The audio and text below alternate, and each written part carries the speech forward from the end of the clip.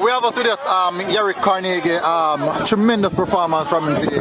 Vital, lethal threat for this Manchester team.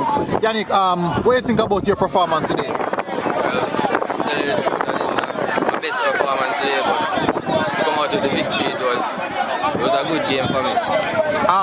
That last minute goal, how you guys felt at that point in time? What was the feeling run through your body when you see that goal went in? The feeling, it's unexplainable.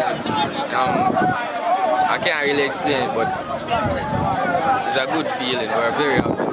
How important is this victory for you guys today? Well, to know that we won today, we're not sure about the Central and Garvey game, but it's either we are first or second, and in my book, that's good. In your book, you're good. When you guys went 1-0 down, were you guys nervous at that point in time? Or you guys had it in you to really fight and come back?